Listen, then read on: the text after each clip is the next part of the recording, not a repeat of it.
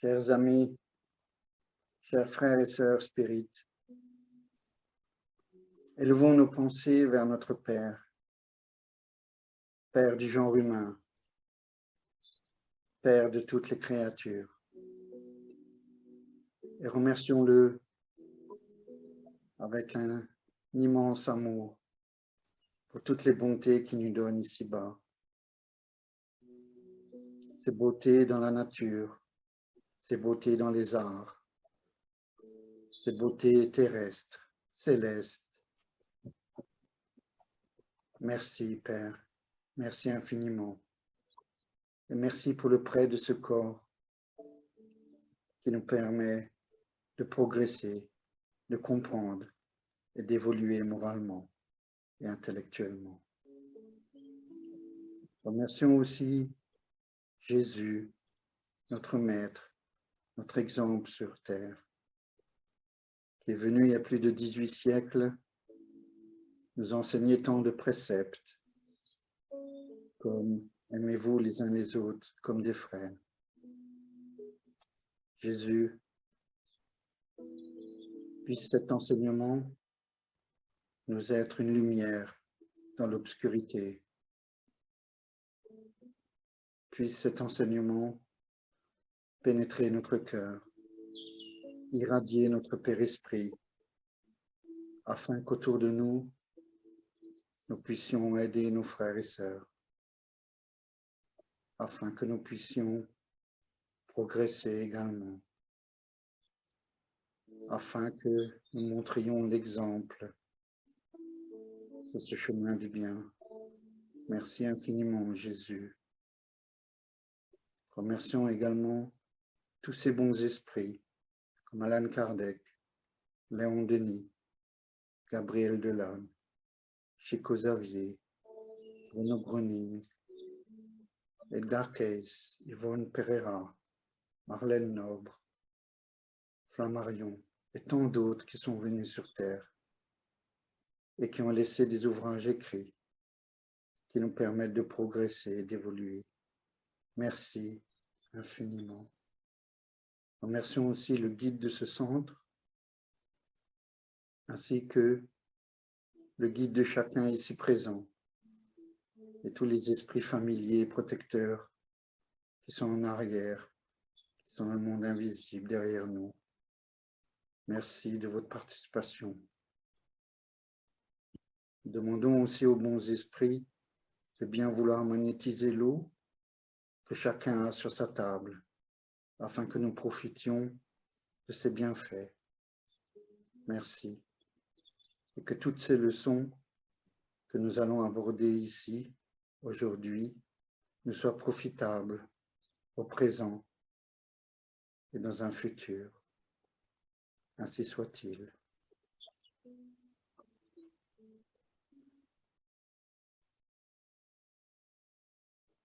Bonjour Laurence. Bonjour, bonjour Erika. Bonjour Erika, bonjour tout le monde. Bonjour, désolée pour le retard. Bonjour Laurence. Bonjour à tout le monde. Bonjour, bonjour. Élise, es-tu en mesure de lire la première partie pour nous, s'il te plaît? Je vais essayer. Normalement, la connexion est meilleure aujourd'hui. Oui. Est-ce que vous voyez bien les textes? Oui. Parfait. Alors, thème, âme et réincarnation. Après la mort. Effectivement, peu de temps après la mort physique, l'âme coupable souffre du minutieux processus de purification qui est d'autant plus productif que la douleur du repentir est grande. Ce n'est qu'après cela qu'elle arrive à s'élever à des sphères de réconfort et de rééducation. Si la maladie éprouvée dans la vie somatique a été longue et difficile, des dépurations bénies ont eu lieu lors de l'auto-examen et les afflictions supportées avec patience ont altéré ses sensations et l'ont amené à reformuler ses idées. Pourriez-vous grossir? Ah, ok, parce que là, on voyait presque rien. Mais si cette opération naturelle n'a pas été possible dans le cercle charnel, les remords en sont d'autant plus aggravés une fois dans la tombe, car ils sont refoulés dans la conscience et affleurent tous par le biais de la réflexion qui ravive les images fixées dans l'âme. Les criminels qui ont mal réglé des dettes contractées, rongés par le repentir, modèlent autour d'eux les scènes dégradantes qui ruinent leur vie intérieure et qu'ils s'alimentent au prix de terribles pensées. Les détracteurs qui ont annihilé le bonheur d'autrui vivent des cauchemars impressionnants en réécrivant sur les écrans de leur mémoire les souffrances de leurs victimes, comme le jour où ils les ont fait tomber dans l'abîme de l'angoisse. Ils demeurent ainsi enchaînés au pilori des souvenirs obsédants. De nombreux tyrans se mettent à sentir dans les tissus de leur âme les coups qu'ils ont portés à d'autres, tandis que les intoxiqués en tout genre, tels que les dipsomanes et les morphinomanes, éprouvent une insatisfaction agonisante. Le même processus a lieu pour les déséquilibrés. Pourriez-vous lire plus lentement, s'il vous plaît? Désolé, on fait là des changements dans notre ordi. Là, on apprend. C'est là qu'on était? Non, Je crois un peu plus haut. un peu plus Attends un haut. petit peu. Seigneur, c'est... Voyons donc. Voyons La donc. page d'avant, non? Oui, mais là, je ne sais pas comment il est venu. J'ai le texte, je peux continuer à lire, si vous voulez, Jonathan. Ah. Here we go. OK. Here we go. Voilà, donc le même processus a lieu pour les déséquilibrés sexuels qui accumulent dans leur organisme psychomatique les décharges magnétiques de l'instinct en folie, où ils restent plongés dans une complète aliénation. OK, là, on va à la prochaine page. J'espère bien. Oui. Voilà. Donc je termine la phrase. Oui, oui, Donc, s'il te enfin, plaît. le texte. Les victimes souffrent de tels remords aussi longtemps qu'ils ont besoin de se réajuster et passent par de longs internements dans des zones compatibles avec l'état spirituel qu'ils manifestent. Merci, Élise. Je vais lire le deuxième. Concept de l'enfer. L'enfer des différentes religions, à cet égard, est un véritable organe contrôleur de l'équilibre moral dans les règnes de l'esprit, tout comme la prison et l'hôpital s'érigent sur terre comme mode de recouvrement et d'assistance. Au-delà de la tombe, cependant, le processus épurateur réunit en soi les organes de répression et de guérison, car les consciences endurcies viennent se joindre aux consciences malades dans une douloureuse communion, néanmoins nécessaire, où le mal affronte le mal, de sorte qu'en s'observant chez ses semblables, il se dissipe de lui-même dans l'effort destructeur où il se laisse emporter. De cette manière, les intelligences encore perverses se transforment en instruments rééducatifs de ceux qui commencent à s'éveiller à leur indispensable restauration par la douleur du repentir.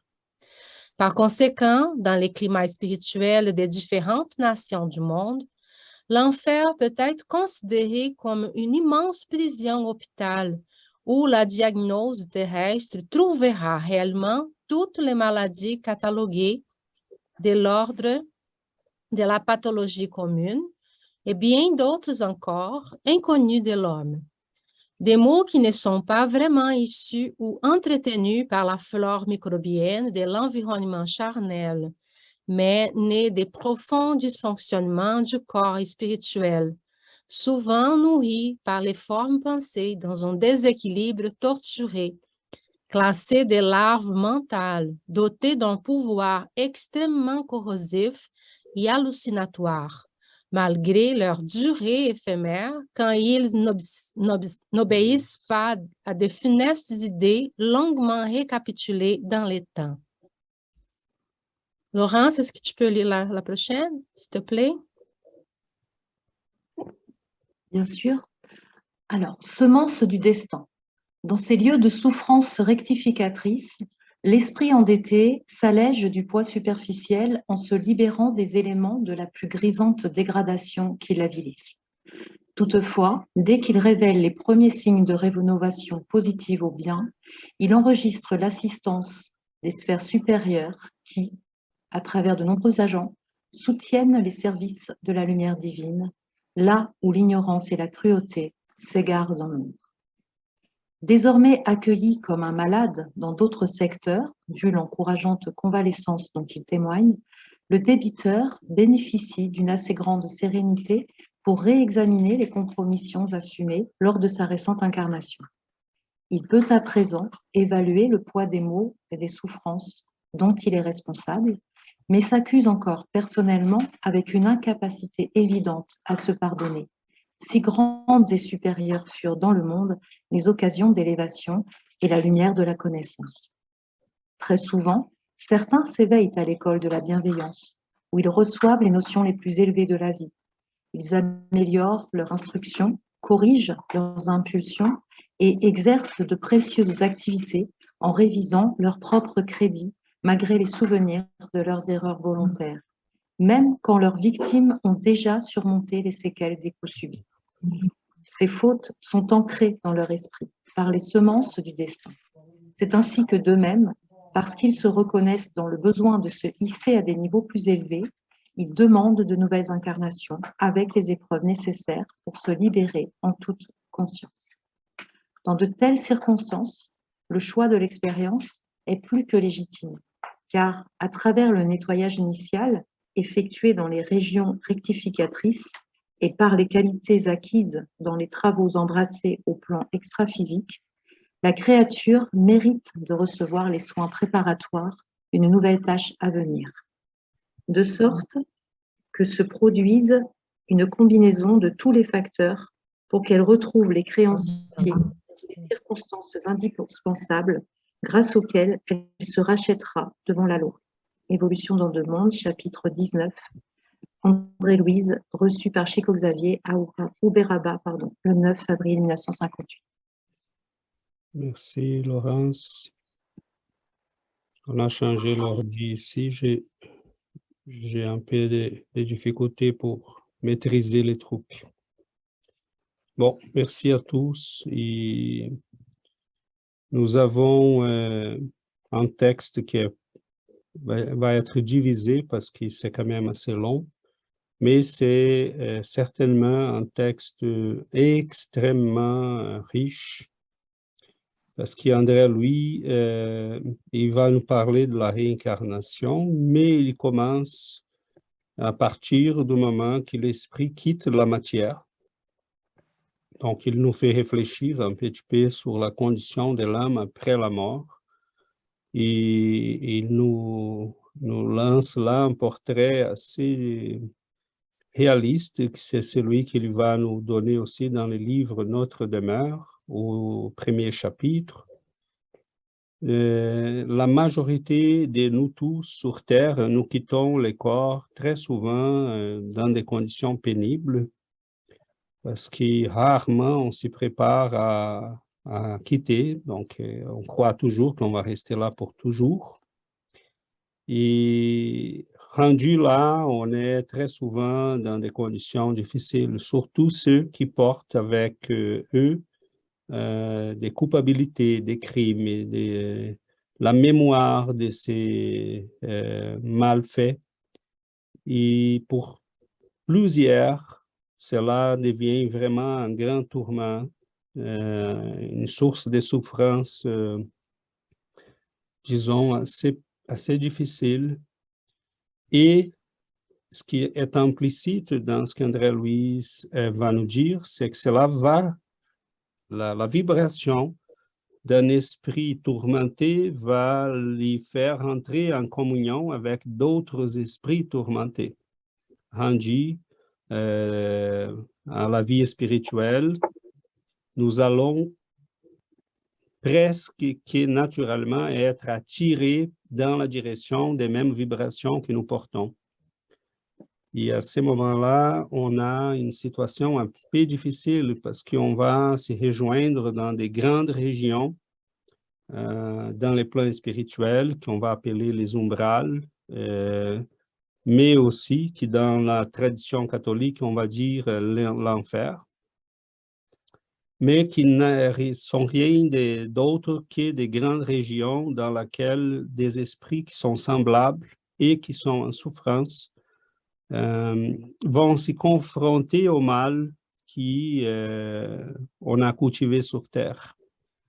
Et cela peut être une source de souffrance assez considérable.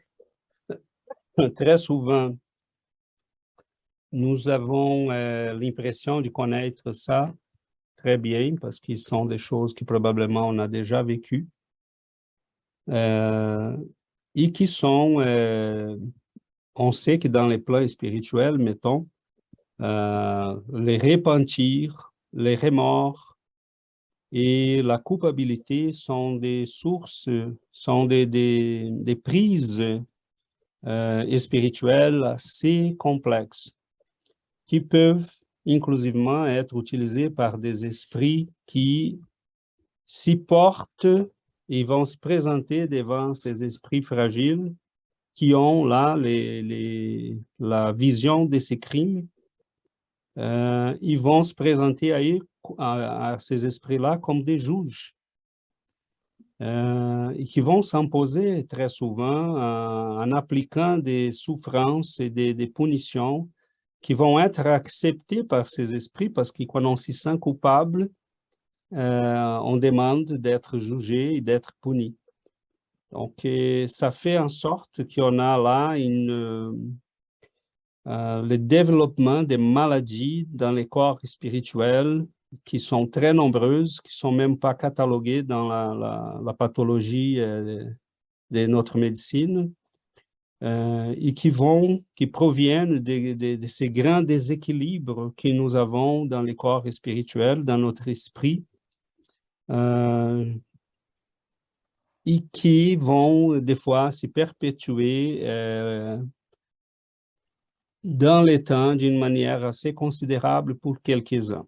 Ceux qui ont la chance de s'en sortir et qui ont les repentirs pour des vrais, qui tombent dans un état de sincérité, d'honnêteté, d'humilité, vont être rescapés, vont être cherchés. Et à ces moments-là, bon, ils peuvent être conduits à des instances dans les plans spirituels, dans des écoles, dans des hôpitaux qui vont les préparer probablement pour une nouvelle vie. Et c'est là qui c'est très délicat parce que ça peut prendre quelques mois. Et là, on a des esprits qui vont être cheminés rapidement sur Terre parce qu'ils ont besoin. On a dépendamment de l'état de la personne de l'au-delà, on a des réincarnations qui vont se faire rapidement. Et dépendamment de la situation, on va avoir une préparation assez délicate et soignée. André Louise même va nous dire dans le chapitre 12 du livre Missionnaire de la Lumière, qui sait qui viennent sur Terre dans la condition des travailleurs ou des missionnaires vont avoir des préparations assez considérables, même avec des détails de son corps physique, pour qu'il puisse avoir le maximum possible de chances de réussir et de s'y rattraper. Mais on aura aussi plusieurs milliers de frères et sœurs qui vont réincarner dans des conditions presque naturelles, guidés par des esprits qui vont s'occuper de leur réincarnation, mais qui n'auront pas vraiment beaucoup de temps pour les soigner parce qu'ils sont dans des conditions difficiles et c'est une question d'urgence. Donc, très souvent, ces esprits vont amener avec eux ces maladies qui vont être transposées dans les corps physiques et qui vont se manifester à un moment donné. Et des fois, vont se manifester dès le début parce qu'ils sont des cas. Cette semaine, j'ai discuté avec quelqu'un qui est dans le domaine de la santé. La personne nous racontait là des enfants qu'elle voyait à l'hôpital qui sont nés avec sans cerveau, qui sont nés avec la colonne vertébrale ouverte, qui, enfin, sont des problèmes assez sérieux. Et elle nous posait la question, ça pourrait être quoi? Et une des choses qu'on a dit, c'était que ça pourrait être ça. des esprits tellement tourmentés, en difficulté, déséquilibrés, qui même la construction du corps physique n'est pas réussie à 100%.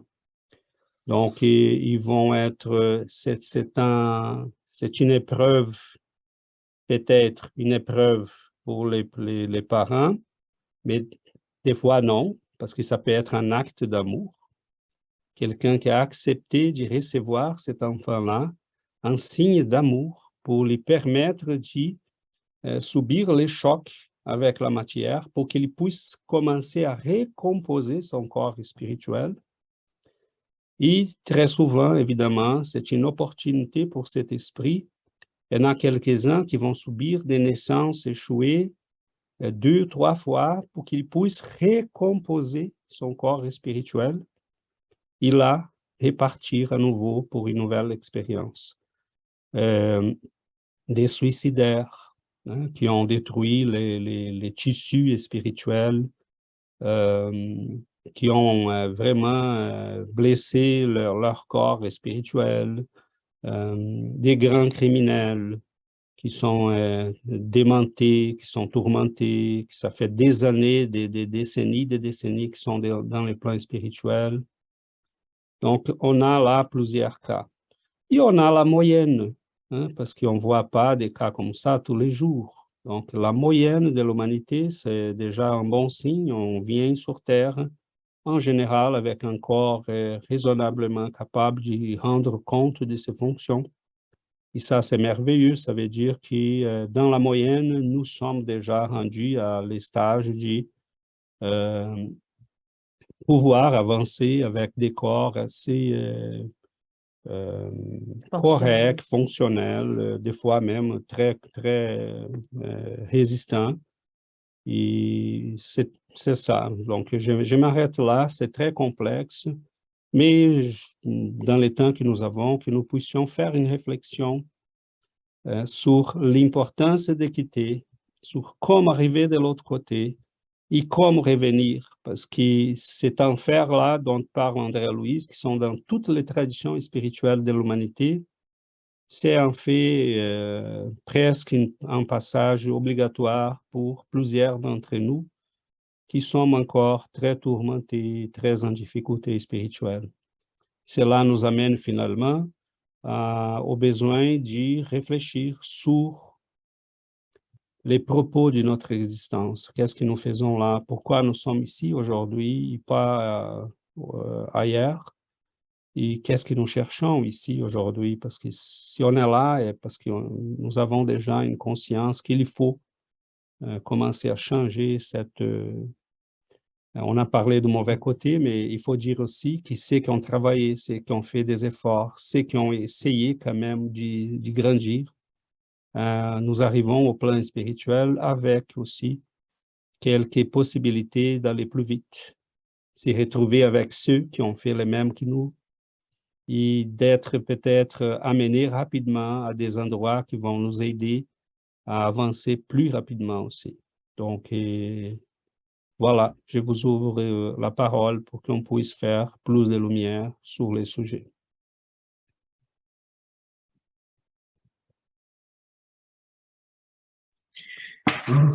Oui, Fabio. Bonjour tout le monde. J'aime bien, on a déjà discuté ça dans une autre réunion, mais j'aime bien la différence du repenti et du remords. L'effet que les repentis, vous sentez que vous avez fait mal, mais vous avez l'envie d'améliorer, je veux changer ça, je vais améliorer, ça te pousse à s'améliorer, pendant que les remords, vraiment, ça t'amène à rien, tu vas rester mal, peut-être va même empirer. Je sais que mais la différence est importante, même que j'avais pas réfléchi avant notre dernière rencontre, j'avais pas réfléchi cette différence, c'est comme si les deux étaient la même chose, tu regrettes, c'est comme tout était un regret. Mais c'est intéressant qu'on en parle vraiment de cette différence de remords et repenti. Fabio, avant de passer la parole, je trouve très, très, très bien que tu nous rappelles ça. C'est vraiment Tu vois que c'est ça qui va enclencher les processus dans les plans spirituels, qui va nous amener à être plus tourmentés ou moins tourmentés. Et c'est bien ça, Fabio, parce que rapidement, les repentir, c'est je suis conscient que j'ai fait quelque chose qui n'est pas correct et humblement, je dis, je vais me rattraper. Montre-moi les chemins, qu'est-ce que je dois faire pour m'y corriger. Les remords, c'est je rentre dans un circuit fermé de m'auto-tourmenter. Oh, je suis un criminel, je ne pourrais pas faire ça. Comment j'ai pu faire cela? Je suis pas bon. Et là, c'est des fois un reflet de notre orgueil, parce qu'on ne se croyait pas capable de faire ces choses-là. Et quand on rentre dans les remords, on n'est pas nécessairement ouvert au changement. C'est ça la différence. Et là, c'est dangereux, parce que ces circuits fermés de culpabilité, remords, ça veut dire remordre. Donc, je suis blessé, mais c'est comme si je mordais à nouveau le même endroit qui est déjà blessé. Donc, c'est comme si je donnais des coups sous la plaie qui est déjà ouverte et qui saigne. Donc, ça fait mal parce que ça ne règle pas les problèmes, mais le problème plus grand, c'est que cela devient une prise pour les obsesseurs qui veulent nous faire mal. Et des fois, ils ne sont pas nécessairement des obsesseurs à nous, personnellement. Ce sont que des esprits qui viennent, qui se disent, qui se portent comme des juges des autres, qui sont des grands, qui sont des esprits qui ont un pouvoir mental très considérable, qui vont jouer avec la culpabilité de ces esprits plus fragiles et qui vont les amener à des grands tourments, des grandes souffrances.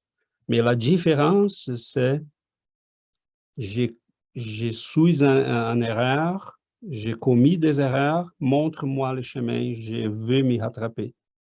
Hein? Donc, si on a les repentir, on est intéressé à sortir. Et c'est là la grande différence, parce que les remords, très souvent, nous amènent à l'obsession ou à l'autopunition aussi. Ça se peut qu'il n'y ait aucun esprit, on voit ça sur Terre, hein?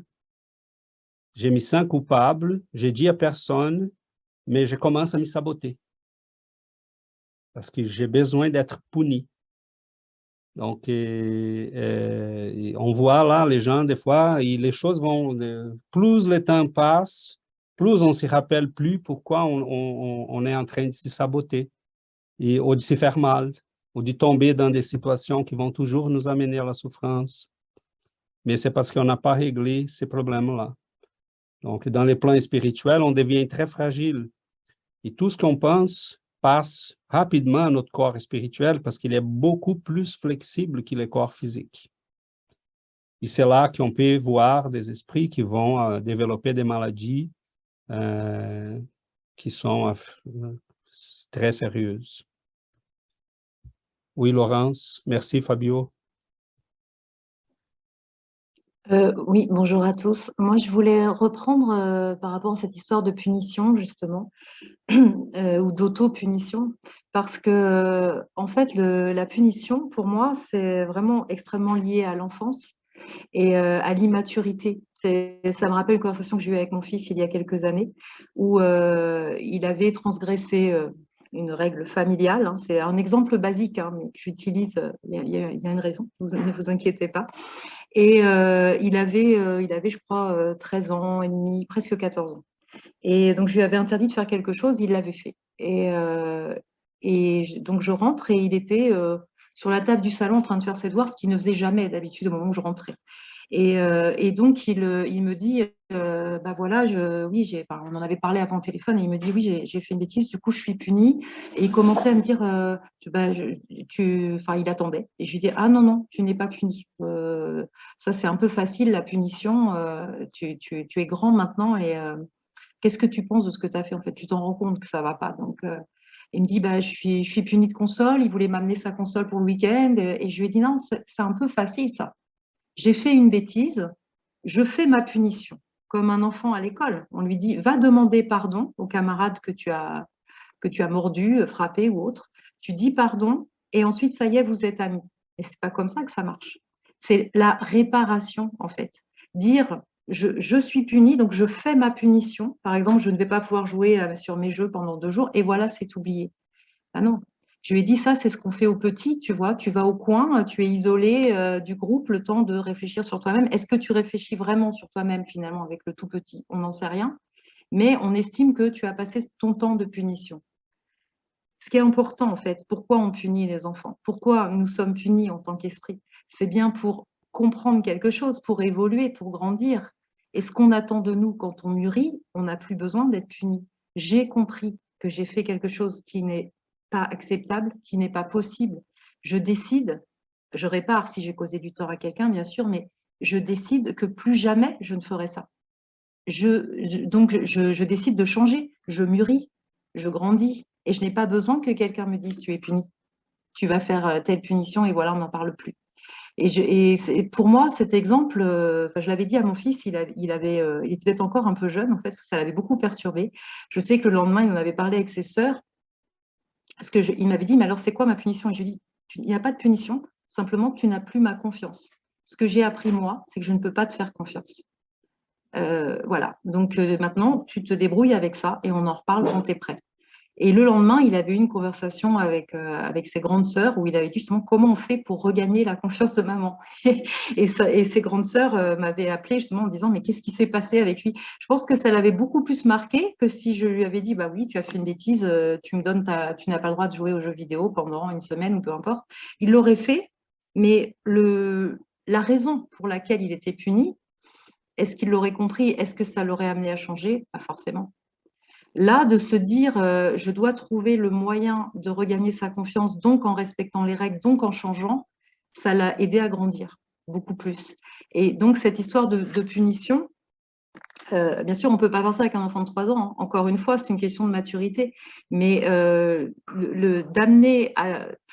Comme je disais tout à l'heure, les enfants en maternelle, à qui on dit quand ils se sont battus ou ont mordu l'autre, on les amène, on dit alors voilà, tu regardes ton camarade et tu lui demandes pardon. Et c'est tout. C'est comme ça qu'on fait dans les écoles. Après, les enfants repartent et ils jouent à nouveau. Ils ont dit pardon, souvent à peine en regardant le camarade, sans comprendre pourquoi. Ce ne sont que 2 syllabes. Pardon. Le sens, on n'en sait rien. Et ils recommencent. Ils recommencent parce qu'il n'y a pas de compréhension, en fait. Et ce qui est important, c'est que l'esprit comprenne en quoi ce qu'il fait n'est pas possible, ce qu'il fait n'est pas acceptable. Et ça ne vient qu'avec l'évolution. Voilà, donc cette histoire d'auto-punition, je pense que c'est vraiment intéressant parce que là, je parle évidemment à l'échelle d'une vie terrestre, hein, de l'enfance à l'âge adulte terrestre, mais pour nous, en tant qu'esprit, au fil de nos différentes existences, je pense que c'est un petit peu aussi comme ça, quoi. Il y a une période où on est obligé de passer par la punition et puis tu peux retourner avec tes camarades, c'est-à-dire qu'on va te permettre de revenir dans une vie terrestre. Maintenant, est-ce que tu as vraiment compris? Bah non, manifestement, puisqu'on recommence les mêmes erreurs, souvent, jusqu'au jour où il y a une vraie prise de conscience de maturité de l'esprit qui fait qu'il comprend par lui-même que ce n'est plus possible et il n'a pas besoin d'une punition. Enfin, ce n'est que mon avis. Voilà, merci. Merci, Laurence.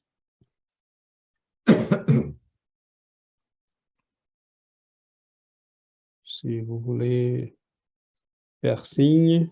J'allais juste te dire que dans les livres d'André Louise, d'où on sort, on a plusieurs exemples hein, de la vie après la mort, comment les esprits arrivent de l'autre côté. Et je suis en train de lire les livres d'Yvonne Amaral Pereira, Les Mémoires d'un suicide. Et c'est vraiment, j'avais toujours peur de le lire parce que toujours les gens disaient que c'était un livre très fort et c'est vrai que c'est très fort les impressions que nous avons quand je suis dans les premières pages du livre, j'ai commencé le livre cette semaine, mais c'est un esprit qui il s'est suicidé parce qu'il est devenu aveugle, mais il sentait de l'autre côté, il sentait en vie, il ne comprenait pas, Donc, il commence à raconter qu'il se sentait en vie, tout ce qu'il voyait autour de lui, tout ce qu'il voyait, il essayait de voir les gens, il écoutait des cris, des angoisses. C'est vraiment, c'est un livre à lire. Je sais pas si, je pense qu'il est traduit en français aussi. Mais les conditions, quand on lit ces livres-là, on voit la réalité, qu'est-ce qui attend les esprits de l'autre côté. C'est vraiment triste parce que les gens, ils connaissent pas ça. Les gens, on passe la vie ici sans savoir qu'est-ce qui se passe de l'autre côté. Donc, c'est toujours une surprise en arrivant. Et ça, c'est une question que tout le monde se pose. Qu'est-ce qui se passe après la mort? Qu'est-ce qui va nous arriver après la mort? Où est-ce qu'on s'en va après la mort? Donc, c'est une question qui revient souvent. Donc, si on est en vie, des fois, c'est difficile à penser à la fin de notre vie, mais c'est quelque chose qu'on doit toujours réfléchir parce que c'est inévitable qu'on va arriver de l'autre côté. Mais c'est très important que les gens sachent que lorsqu'on passe de l'autre côté, on va vivre exactement de la même façon qu'on était ici. Si on a une vibration, une baisse de vibration, on va continuer à vibrer avec une baisse de vibration et on va être avec les gens autour de nous de la même façon. Donc, l'important et l'objectif de notre vie, c'est de faire augmenter notre vibration, c'est de changer, c'est de devenir un être qui est capable d'aimer pour qu'on soit entouré d'amour de l'autre côté. Donc, c'est cette histoire-là que Laurence nous raconte sur la compréhension. Donc, c'est pourquoi ne pas faire mal? Ce n'est pas juste s'excuser, mais c'est de comprendre que faire mal peut blesser à l'autre, mais peut blesser à nous-mêmes. Donc, on blesse l'autre, mais on blesse à nous-mêmes. À chaque fois qu'on fait mal à quelqu'un, on fait à nous-mêmes. Chaque fois qu'on fait le bien à quelqu'un, on le fait à nous-mêmes aussi. Donc, cette compréhension-là, c'est la plus grande compréhension qu'on peut avoir dans cette vie parce qu'à chaque fois qu'on pense faire quelque chose, on va réfléchir. Parce que sur chaque action a un effet en nous, a une conséquence. Donc, c'est la loi d'action et réaction. Et si on comprend ça, on va changer notre vie parce qu'on va comprendre que ça nous blesse à nous-mêmes à chaque fois qu'on fait du mal. Donc, les suicidaires, ces mois-ci, on parle beaucoup de suicide parce que les mois de septembre, c'est les mois c'est la prévention au suicide.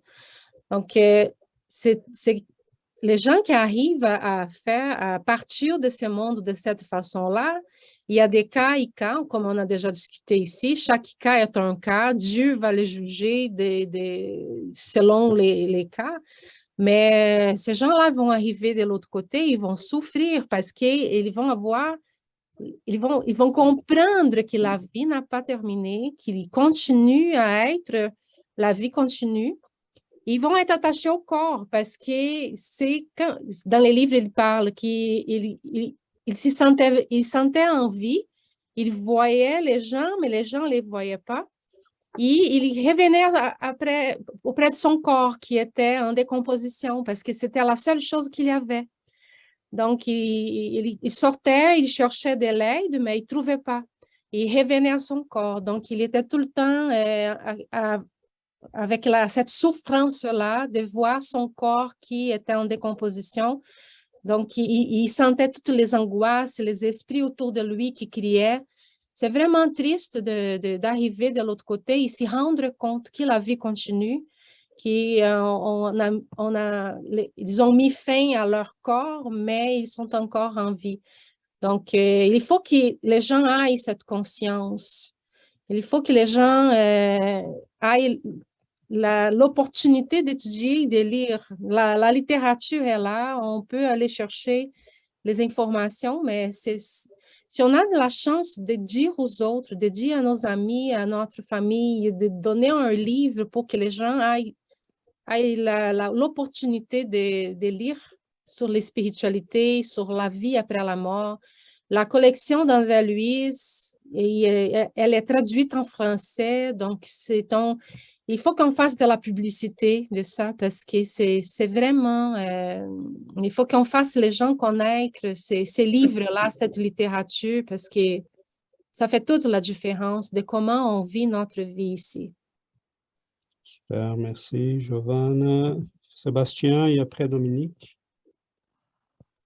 Moi aussi, un peu comme Giovanna a dit, on sait que tout est vibration, mais tout est énergie, puis comment on est maintenant, de la façon qu'on vit maintenant, quand on va désincarner, mais ça va être ça. C'est souvent pour les grands changements, on attend, mais je vais commencer lundi ou je vais attendre quelques jours. Quand je vais être dans une meilleure condition, je vais faire les grands changements. Mais la vérité est qu'on ne sait pas quand on va désincarner. Alors, moi, j'ai connu des gens qui ont une crise cardiaque, quelque chose, que c'est du jour au lendemain, puis ça n'avise pas. Alors, moi, je pense que si on veut faire des changements, on veut tous faire des changements, mais il faut les faire maintenant. Hier, on a reçu un bienfaiteur les bienfaiteurs, quand ils nous donnent des instructions, sont toujours très gentils, compréhensifs, mais des fois aussi, ils sont fermes, puis ils sont plus... on a reçu un qui nous a dit, maintenant, on n'a plus le temps d'attendre. C'est fini le temps d'attendre. Tout ce qu'on a appris, il faut le mettre en pratique maintenant, puis il faut faire ces changements maintenant parce que le temps passe, puis on ne peut plus attendre parce qu'on ne sait jamais quand on va désincarner, puis la mort, ça n'avise pas. Alors, comme on est maintenant, mais on va juste perdre le corps physique, puis on va être comme ça au plan spirituel. De la façon qu'on vivrait maintenant, on va se syntoniser avec les vibrations qu'on a maintenant. Comme Giovanna a dit, on a tous les outils pour augmenter notre vibration en suivant les enseignements de Jésus avec cette doctrine. Et comme Jésus il a dit, on doit être dans le monde parce que oui, on est dans cette vibration-là, mais on ne doit pas faire partie du monde. On doit vibrer plus haut que le monde. Alors, ça un peu, merci. Merci, Sébastien. Yuri? Oui, je voulais juste profiter le micro ouvert. Je pense qu'une des choses importantes dans notre sujet d'aujourd'hui, que ça tient beaucoup de frères et sœurs qui vivent la souffrance et que nous aussi, on le vit d'une certaine façon, c'est de comprendre que ces souffrances-là, ça fait partie du processus que Dieu utilise. Qu'est-ce que les autres peuvent penser, qu'on puisse penser que c'est une punition, c'est un processus d'éducation, c'est pour nous éduquer, c'est pour nous aider dans notre compréhension de qu'est-ce que les conséquences de nos actes finalement. Mais juste toujours savoir que ça va passer, qu'il faut passer par là pour sortir à la lumière et qu'on doit malheureusement les vivre parce que bon, c'est la conséquence de nos actes, mais que Dieu, dans sa grande miséricorde, est toujours là pour nous aider. Puis le texte, il dit, aussitôt que quelqu'un il présente cette repenti, c'est vrai repenti puis sincère, l'aide arrive. Donc, je voulais juste parler de ça, que ça va passer. Merci. Merci, Yuri. Merci, Sébastien. Dominique et après, Jonathan. Oui, quand j'ai reçu le texte, j'ai pensé à la question 989 du livre des esprits, où Kardec pose la question que se passe-t-il des gens qui rendent malheureux ceux qui sont autour d'eux par les actes ou par les paroles ou par la pensée. Et les esprits supérieurs répondent, ils expireront par la vue de ceux qui ont été malheureux, par leur faute, et ils endureront ce qu'ils ont fait. Cette phrase, elle veut tout dire en fait. Elle explique très bien que nous passerons par les remords non seulement à l'état corporel. Donc ça, c'est, comme tu dis César, si on met l'orgueil de côté, et comme Jésus a dit, essayez d'être en paix avec vous-même et envers ceux que vous avez blessés. Allez au-devant de ceux que vous avez blessés afin de prier sainement et proprement et d'être en paix entre nous-mêmes. Donc ça, c'est très important à l'état corporel. Si on fait abstraction de cet orgueil, ce qui n'est pas souvent le cas parce que les personnes, les frères et sœurs qui sont tellement orgueilleux ne font pas cette distinction ou ce discernement entre le bien et le mal. Et donc forcément, ils vont passer par une expiation à l'état spirituel. Alors nous savons très bien que l'expiation à l'état spirituel nous amène à des remords et des regrets. Parce qu'on voit les personnes qu'on a blessées en bas, et c'est trop tard pour leur dire pardon ou s'excuser, d'où la réincarnation. Donc tout ceci, je suis d'accord avec Yuri, c'est un processus d'évolution sur notre existence sur Terre. Et donc, en fait, dans les séances médiumniques, on entend souvent, et ça c'est quelque chose de très fort, on entend souvent les esprits qui se présentent aux médiums en souffrance. Ils ont des remords et souvent ils pleurent. Alors c'est très touchant, mais il faut faire preuve de compassion et d'indulgence, parce que ces esprits, c'est exactement ce qui est écrit dans le texte, eh bien, ils ont des regrets. Et que ce soit un suicidé qui s'est jeté de 15 mètres au-dessus d'un pont et qui arrive dans l'eau glacée, mais il a toutes ces sensations de l'eau glacée, il est mouillé, etc. Et il demande le pardon. Et donc déjà, il demande le pardon au médium et à l'assistance médiumnique. Et par cela, quand il reçoit ce pardon et cette bienveillance, cette compassion, eh ben, il se sent déjà soulagé pour après continuer son travail. Donc, comme César a dit, dans les hôpitaux spirituels, dans les lieux qui sont faits pour les accueillir, pour les réchauffer par les paroles et les actes, etc., pour après recommencer une réincarnation avec un programme avec leur guide. Et je voudrais finir par le fait que Kardec précise dans la Genèse que on arrive à conclure que les âmes très perfectionnées, très avancées, eh bien, avant cela, elles étaient aussi des âmes qui étaient arriérées. Et donc, c'est un peu une obligation que nous tous, ici-bas, nous devons passer par ce RER. Donc, repentance, expiation et réparation. Parce que moi, je prends l'exemple de ma jeunesse, elle était insouciante, j'ai fait beaucoup de bêtises, un peu comme Sébastien l'a avoué dernièrement, et ses frères à qui j'ai fait du mal, eh bien, je ne peux pas les rencontrer dans cette existence pour m'en excuser.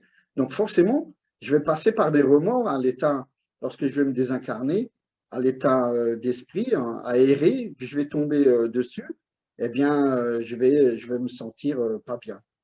Voilà, c'est ce que je voulais dire. Ce texte est très, très fort et il rejoint les anciens textes avant que je parte en randonnée. C'est très, très bien, super.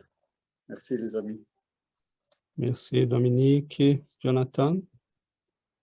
Je voulais retourner sur ce que Giovanna disait, quand on fait du mal à quelqu'un, on se fait du mal à soi. Et quand on fait du bien à quelqu'un, on se fait du bien à soi. C'est tellement plus facile de faire du bien aux autres que de faire du mal, et on vit bien mieux. Ce texte, je voulais vraiment attendre ce texte parce que ces 3-4 dernières années, j'apprends après la mort. Et même chose, comme Dominique, toute ma vie, j'étais inconscient. Et je pense que c'est quelque chose que les gens n'aiment pas parler de la mort. Et ben, une fois que vous apprenez à la mort, j'ai la sensation que j'apprends à vivre. Et je pense que les gens ne veulent pas parler de la mort parce qu'ils parlent de la mort physique, de l'être, et on n'a pas été éduqué à se concentrer sur l'esprit. On nous a jamais appris à l'esprit, comment ça marche. On nous apprend comment le corps marche.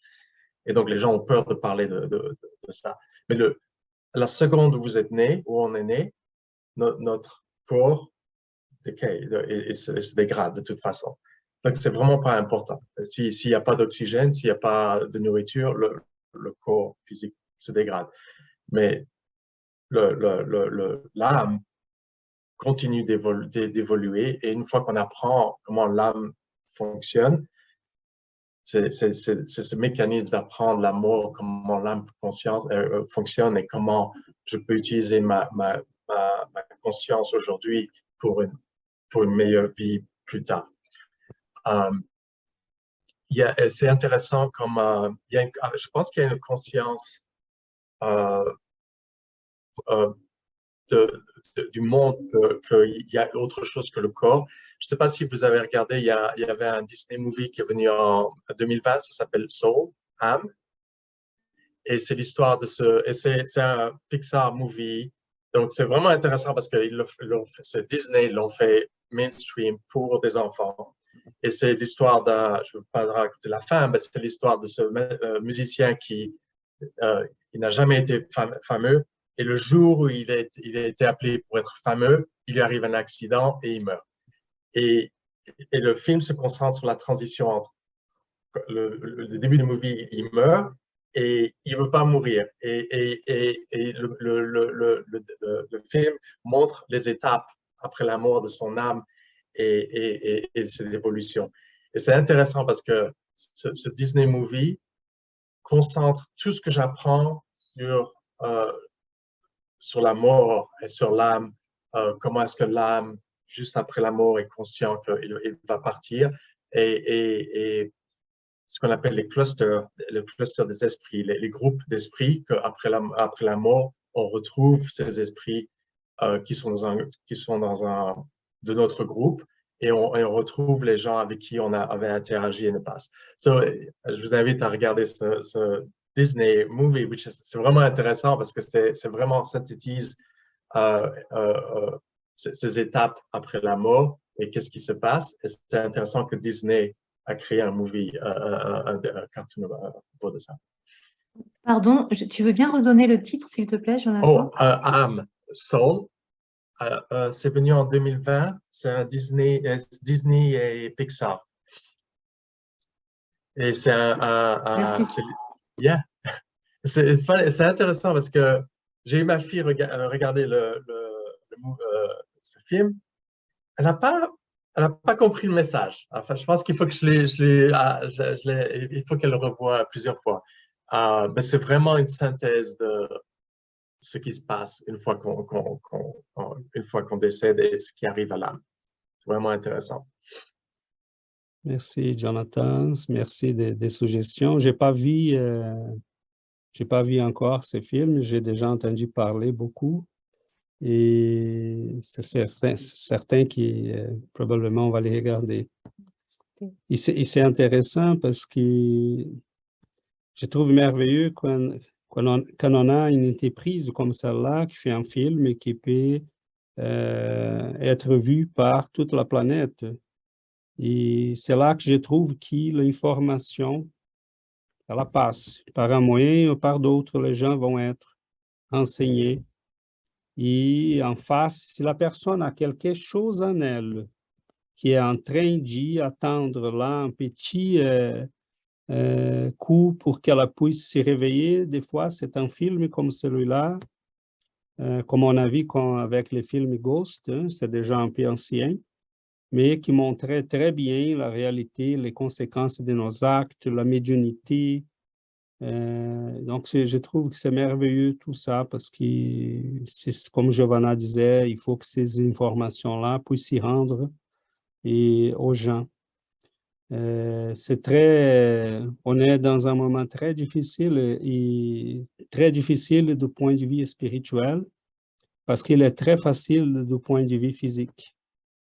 Je me rappelle de l'histoire de Bouddha, hein, qui sort là de sa belle vie et qui vivait dans son palais, entouré de belles femmes, des musiciens, du plaisir, et qui voit un vieillard, il dit, bon, je vais vieillir aussi, qui voit un mort, et là, il se rend compte que la mort lui attend aussi. Et là, ces 4 rencontres qui vont lui faire réfléchir Mais Bouddha fait quoi? Il dit, bon, si la matière n'est pas les chemins, parce qu'il connaissait déjà les plaisirs. Nous, on fait le contraire de Bouddha.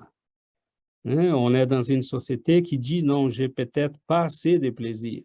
Si Bouddha aurait pu revenir à son palais et dire, papa, il faut augmenter les plaisirs parce que la vie va finir, je vais tomber malade, je vais vieillir, je vais mourir.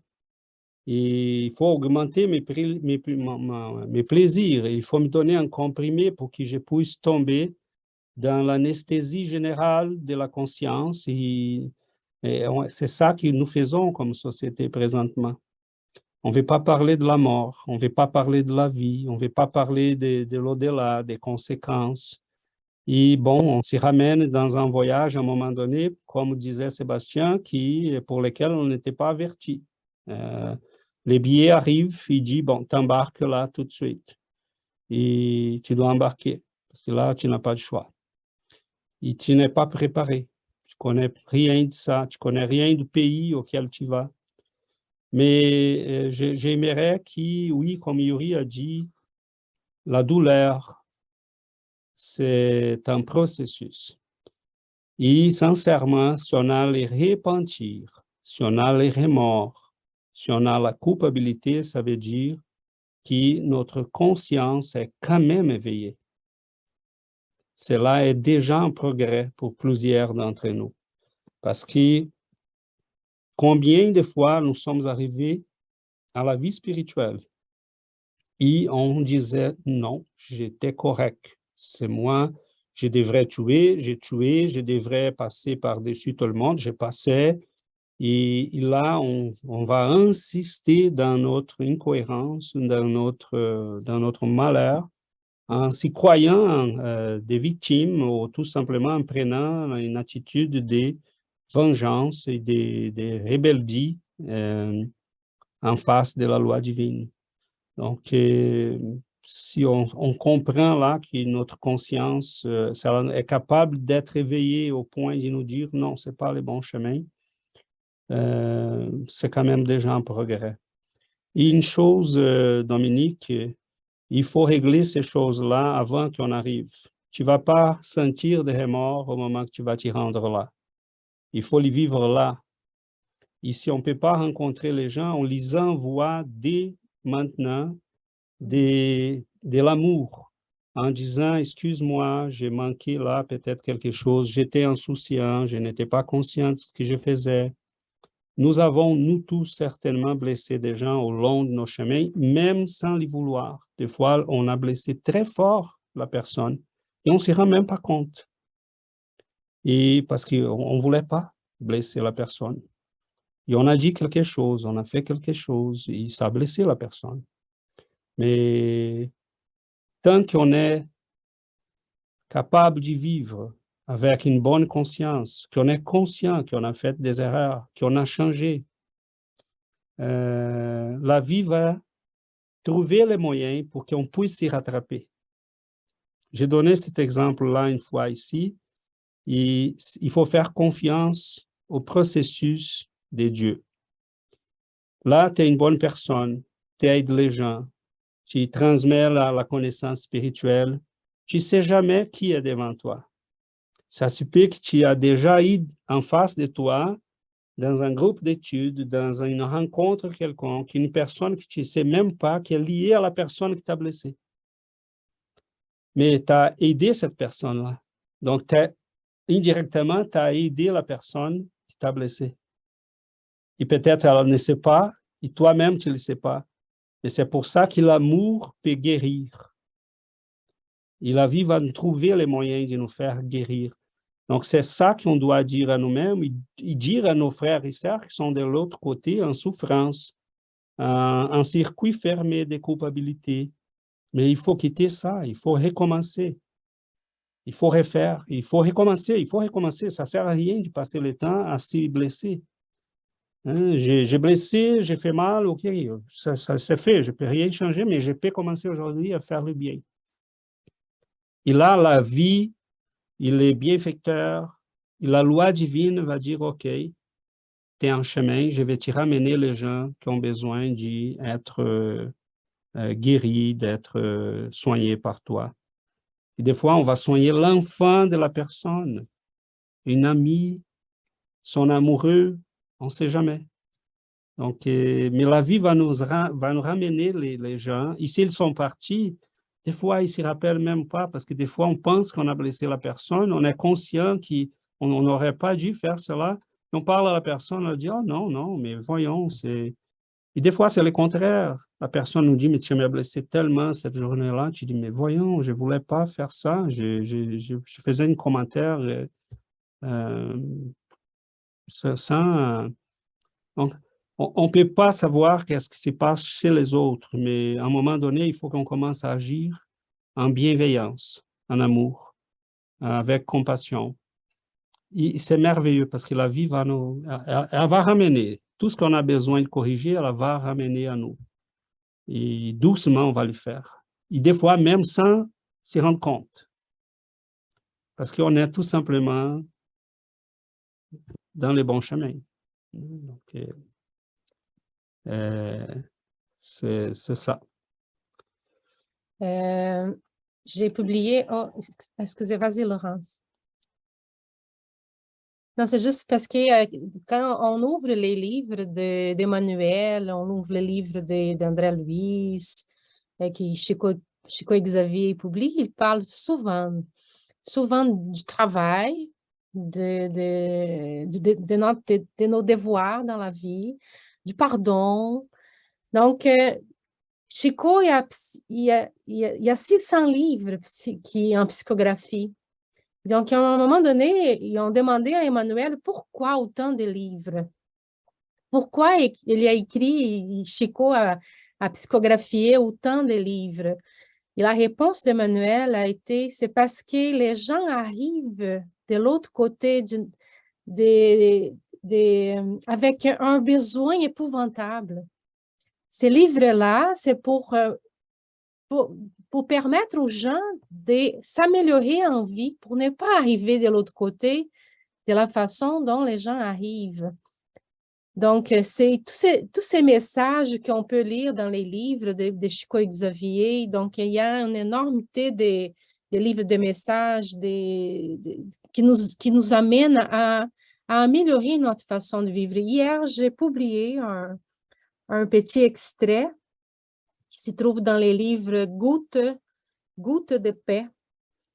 Ici est en portugais, je vais essayer de le traduire. Il a dit, le remords est une lumière de Dieu sur la culpabilité qui s'exprime dans l'infirmité de la conscience des gens. La souffrance est une thérapie destinée à enlever cette infirmité-là. Donc, si quelqu'un t'a blessé, pardonne-le tout de suite.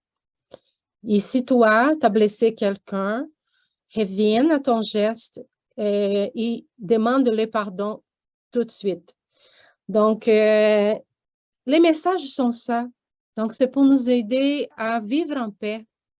Si on n'est pas en paix avec notre conscience, il faut qu'on revienne sur la raison de ces malheurs-là, de cette inquiétude-là, et qu'on refasse le chemin et qu'on demande pardon, pour que les principes, c'est de vivre en paix. Et si on est capable de vivre en paix, donc on va cultiver les bonnes énergies, la vie va être plus facile parce que je pense qu'il n'y a rien de plus difficile, c'est de vivre avec un problème dans la conscience, une inquiétude d'avoir blessé quelqu'un. Donc, si on est capable de demander pardon, ça va faire un nettoyage dans notre cœur et la vie va être plus légère. Laurence, après Fabio. Oui, ça fait un lien. Merci, Giovanna, pour ce que tu viens de dire, parce que justement, en fait, il y avait deux choses. Mais par rapport à ce que tu viens de dire là tout de suite, c'était, justement cette histoire de demander pardon. Je suis bien d'accord, hein, ce que j'ai dit tout à l'heure par rapport aux enfants à l'école et tout, je n'étais pas en train de dire que ça ne sert à rien de demander pardon. Ce que j'essayais de dire, c'est que ce qui est important, c'est ce qu'on met derrière. C'est pas le pardon, le mot qui sort de la bouche, celui-là, il ne sert à rien. Enfin, j'en sais rien, mais je pense pas. C'est le pardon du cœur. C'est quand vraiment on pardonne à la personne. Et même des fois, quand on dit j'ai pardonné, et qu'on pense être sincère. Et puis à un moment, il y a quelque chose qui va nous blesser et on va se rendre compte qu'on n'avait pas complètement pardonné. Enfin, en tout cas, moi, je l'ai déjà expérimenté. Donc c'est ça, en fait, ce sur quoi on doit travailler. Effectivement, c'est juste vibrer dans l'amour. Voilà, toujours, en toutes circonstances, n'être qu'amour envers tous nos frères et sœurs et n'être que gratitude, reconnaissance, amour envers notre Dieu en premier lieu. C'est bien le commandement de Jésus en fait, hein. Tu aimeras le Seigneur ton Dieu et ton prochain comme toi-même. En fait, la vie, elle est simple, hein, c'est juste ça. Mais le problème, c'est qu'à un moment, il faut en prendre conscience. Et quand tu disais tout à l'heure diffuser les œuvres du spiritisme, c'est vrai, c'est beau, c'est noble, mais en fait, je pense que chacun de nous, en fait, on a notre parcours et à un moment, on est prêt. À un moment, on est prêt pour ouvrir ces livres-là, pour les lire jusqu'au bout et pour en faire le mode d'emploi de notre vie. Vous aviez dit aussi, il n'y a pas longtemps, je me souviens, César, tu disais, on avait beaucoup d'amis à qui on a prêté des livres sur le spiritisme, on n'a jamais revu le livre et on n'a jamais revu les amis non plus. En fait, c'est ça l'ennui, c'est que parfois, certaines personnes, on leur donne des livres pour essayer de les aider. Nous, on est sincères dans notre envie de leur permettre d'avancer ensuite dans la vie sereinement parce qu'on l'expérimente tous les jours. Quand même par rapport à ce que disait Dominique tout à l'heure, je devrais certainement retrouver ces frères-là. Et merci César d'avoir précisé à Dominique et à tous ceux qui nous écoutent parce que non, Dominique, fais confiance à la providence divine. Dieu s'occupe de tout. Dieu sait que tu es amour, que tu ne veux vibrer qu'en amour, que il faut que tu te pardonnes à toi parce que tout est mis en place autour de toi pour que tu puisses réparer tes erreurs. Quand on a totalement conscience du fait qu'on a mal agi, on a été dans le faux, qu'on a blessé, qu'on a fait du mal et qu'on veut sincèrement, encore une fois, ce n'est pas des mots comme ça qu'on prononce, ce n'est pas une parole, même une prière qu'on peut réciter sans réfléchir à ce qu'on dit, ça ne vaut rien. Mais à partir du moment où très sincèrement on vibre l'amour et l'envie de s'améliorer, tout est fait autour de nous pour qu'on puisse le faire, comme tu le disais César tout à l'heure. Et enfin, moi je sais que je l'ai expérimenté récemment et c'est tellement extraordinaire, c'est tellement merveilleux. Et puis on est tellement loin aussi de se rendre compte de tout ce qui est fait véritablement pour nous à chaque instant. Dieu, par l'intermédiaire des esprits supérieurs, et puis ça redescend comme ça jusqu'à entre nous. Parfois, on va dire quelque chose, nous, à quelqu'un qui a besoin de l'entendre, parce que cette personne, ça va lui faire du bien, et il a été inspiré à ce moment-là par le monde spirituel pour nous aider. Où il y a même des messages qui nous sont envoyés du monde spirituel à travers la bouche de personnes qui ne savent même pas qui parlent en médiumnité à ce moment-là. Mais voilà, c'est comme ça tout le temps. La vie est merveilleuse. Rien n'est jamais triste, rien n'est jamais irréparable. C'est ça qui est formidable. C'est l'amour de Dieu. Voilà. Et il suffit d'avoir confiance, de prier, de vouloir réparer, d'être sincère, et tout va bien. Merci. Merci Laurence. Fabio, tu avais levé la main? En fait, je vais juste ajouter des mots que Laurence a dit aussi. Hier, on a discuté sur ça, mais c'est un autre sujet tout à part aussi. C'est la volonté, hein, qui tout commence avec la volonté. On a la volonté de changer. Après ça, tout revient. La persévérance, c'est d'autres mots importants pour nous. L'action. Et pour l'action et réaction que Giovanna a dit aussi, moi, j'ai parlé de petit pour mon fils. Je sais pas, c'est quelque chose qui me parle, je pense que j'ai déjà parlé ici aussi. C'est comme l'action et réaction, c'est comme um boomerang. Um boomerang, tu jettes um boomerang do bien, tu vas revenir de bien. Tu jettes um boomerang do mal, va revenir do mal. C'est ça que je disais à mon fils, mais c'est pas veut dire que c'est vite. Ça, tu joues um boomerang maintenant do mal, ça pas veut dire que va revenir tout de suite. Ça peut revenir après. Ça peut prendre un peu de temps pour revenir vos boomerangs, mais on jette des boomerangs tout le temps. Poum, poum, poum, poum, poum. J'espère, il faut jouer plus des boomerangs bien pour qu'ils quand on revient tout en fait bien. Nós estamos fila, c'est juste un petit peu. Merci Fabio. Oui, notre temps là est en train de s'épuiser. Je voulais tout simplement ajouter, parce que là, pour les gens qui nous écoutent peut-être plus tard, des fois on va décrire, comme André Louise a décrit dans les livres là, les situations pénibles, difficiles, mais comme Jonathan nous a très bien rappelé, si on fait le bien, on rencontre le bien. Si on est capable d'aimer, on va retrouver l'amour. Et la souffrance dans les plans spirituels, très souvent, vient, je dirais, plutôt de l'ignorance que de la méchanceté. Des fois, on va souffrir tout simplement parce qu'on est ignorant. Et là, c'est facile à régler parce qu'on s'y rend compte, on demande de l'aide et on va aider. Il n'y a pas une souffrance universelle. Ce qu'Yvonne Pereira décrit dans le livre Mémoire d'un suicide, c'est l'histoire de cet esprit-là, c'est ce que Louis a vécu. Ce n'est pas tous les suicides qui vont vivre la même chose, ce n'est pas tous les suicides qui vont passer par les mêmes chemins.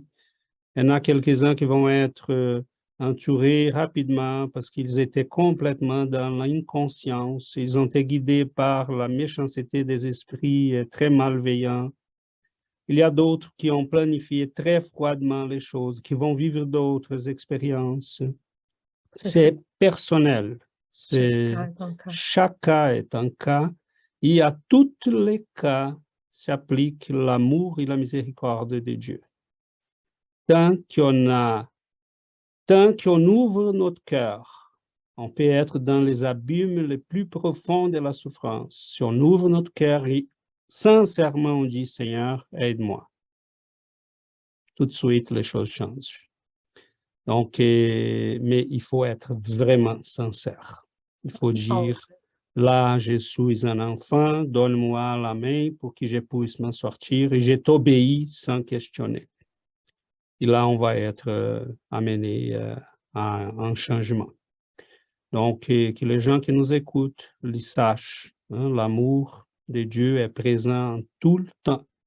Et la souffrance n'est qu'un choix que nous faisons, malheureusement, parce que nous ne sommes pas capables encore d'écouter la bienveillance et l'amour. Que nous sommes encore rebelles. Malheureusement. Mais on apprend. Tout ça, c'est de l'apprentissage. Donc, doucement, on va arriver à la maturité d'esprit. Mais super, on va finir. Je ne sais pas si Yuri est en mesure de faire la prière. Ou je le fais. César va le faire, Yuri. Ah, ok. C'est bon. Donc, mes amis, je vous invite à la prière et pour qu'on puisse clôturer notre séance d'études.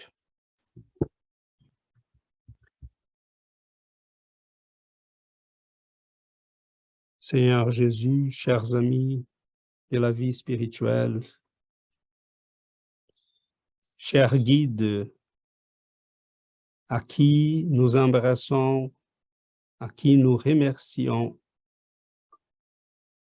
nous nous sentons privilégiés d'être en présence de votre amour, de votre bienveillance.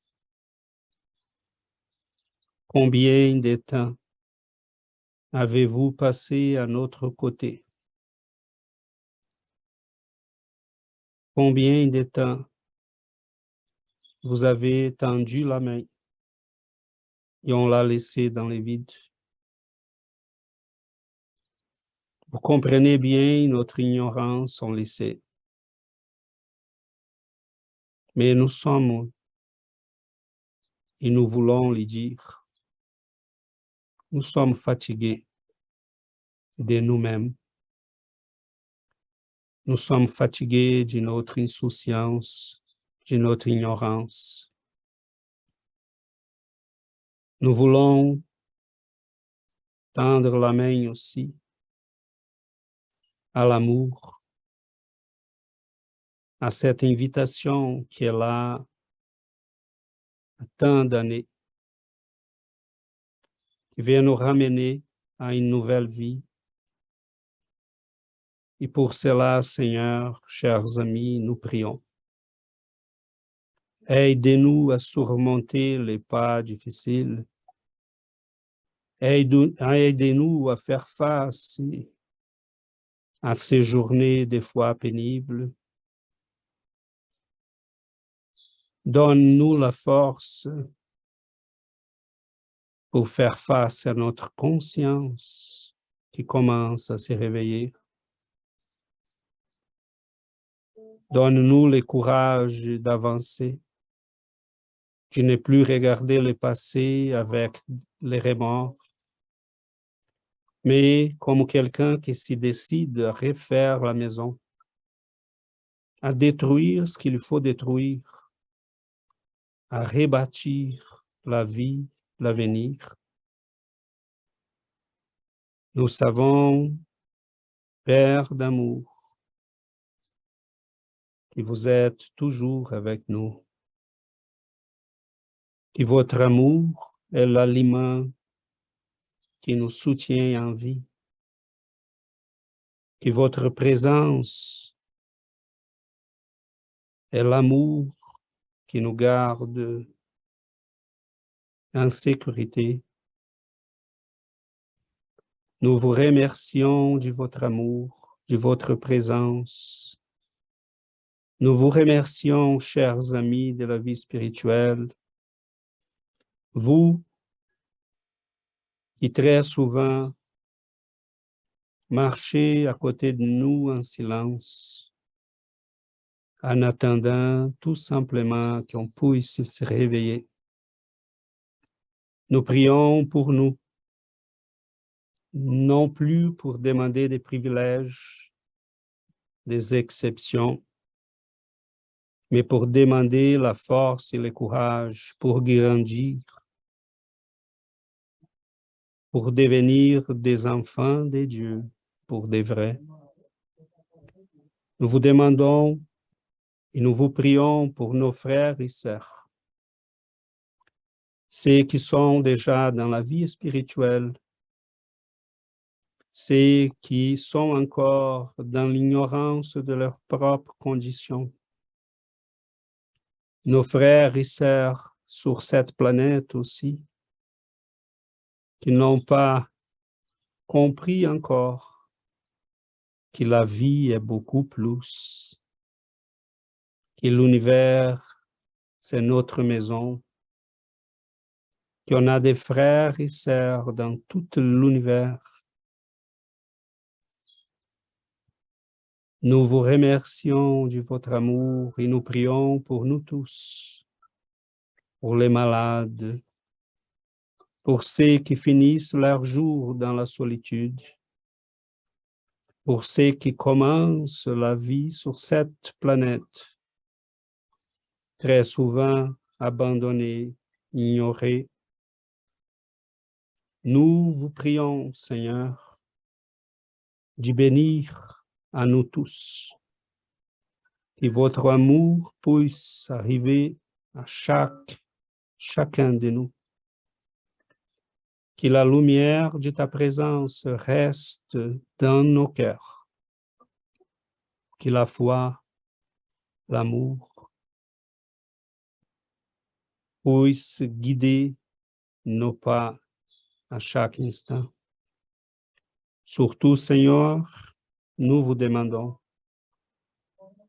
que la lumière de votre présence reste constamment allumée dans nos cœurs. Merci, chers amis, merci à nos guides.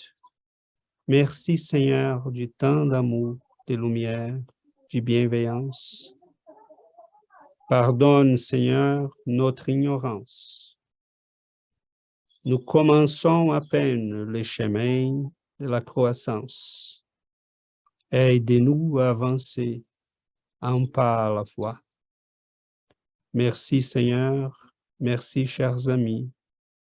Qu'ainsi soit-il.